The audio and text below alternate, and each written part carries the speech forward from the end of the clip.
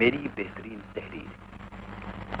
اس سلسلہ تقاریر میں آج محترمہ قرۃ العین حیدر سے ان کی یہ تقریر سنی.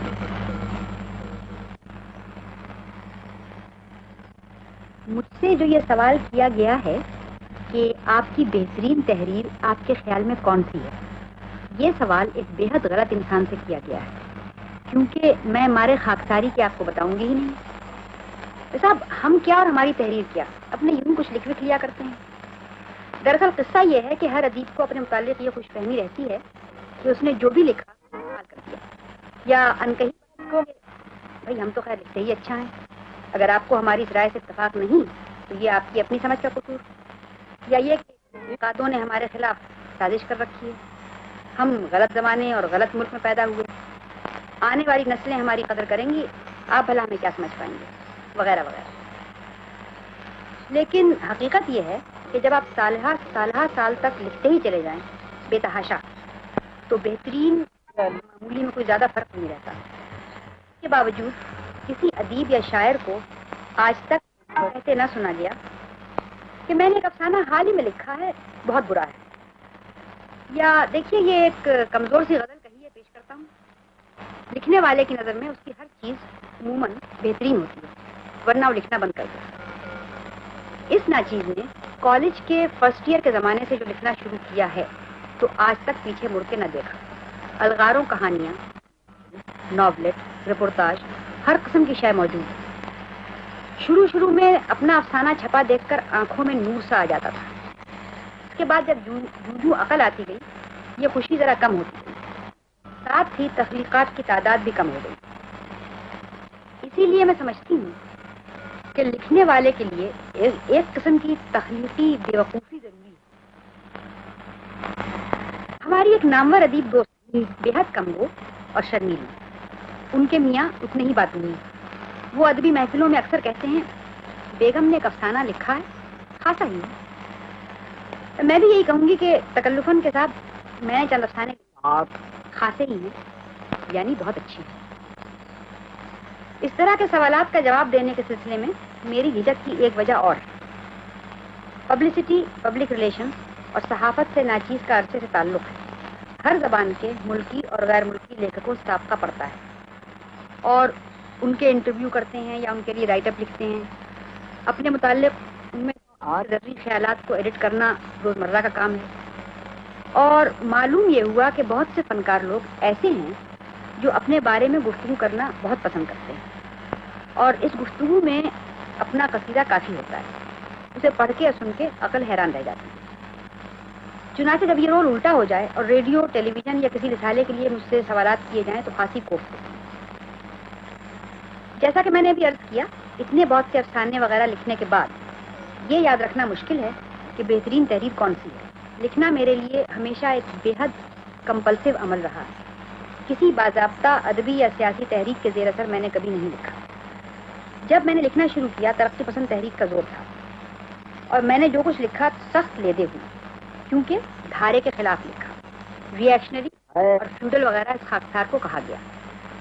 ٹیکنیک عقل و فہم سے بالا تر، افسانے میں نہ پلاٹ، نہ اس کا کوئی سر پیر، نہ کوئی ربط. اب برسوں بعد تجریدی افسانے کی تحریک چلی تو معلوم ہوا کہ ہم نے ایام جاہلیت میں جو افسانے لکھے تھے وہ غالباً تجریدی ہی تھے.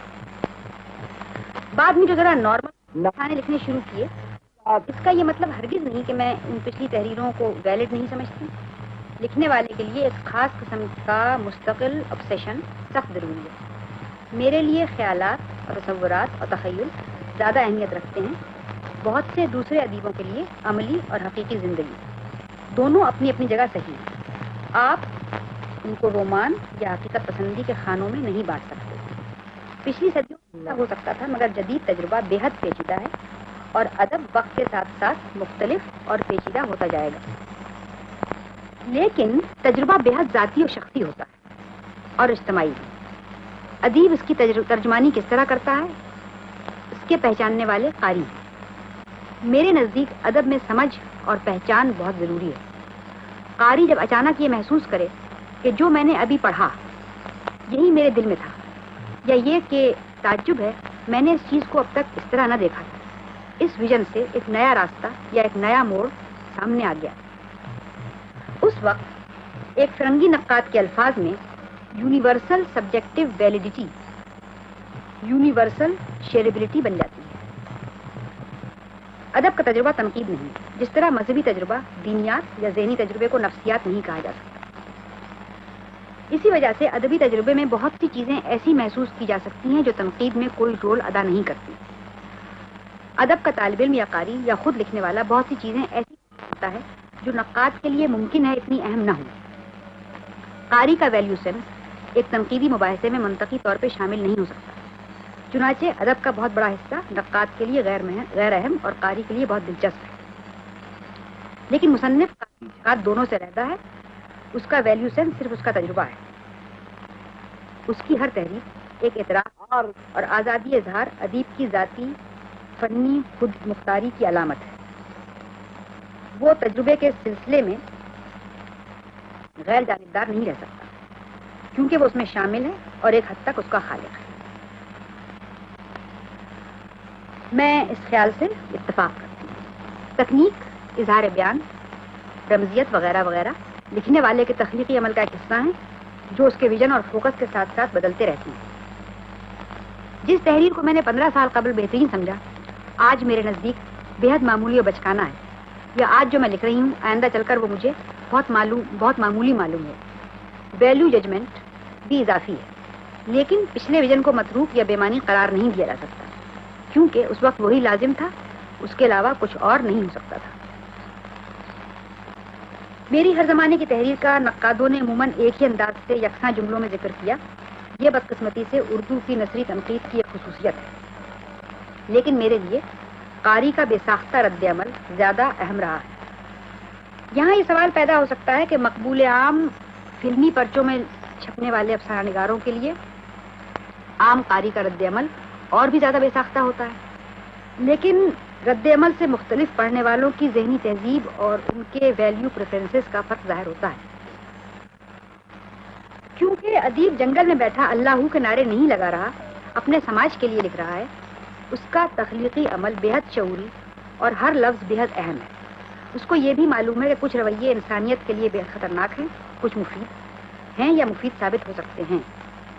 چنانچہ اپنی حد تک میں یہی کہہ سکتی ہوں کہ گو میں اپنے آپ کو ایک بقرات ادیب نہیں سمجھتی، لیکن میں نے اب تک جو لکھا ہے، اگر اس میں سے چند ایک تحریروں میں چند ایسے رویوں کی طرف اشارے ملتے ہیں جنہیں کم از کم میں معقول سمجھتی ہوں، میں انہی تحریروں کو بہترین خیال کروں گی۔ میری بہترین تحریر، اس سلسلہ تقاریر میں ابھی آپ نے محترمہ قرۃ العین حیدر سے ان کی تقریر سنی۔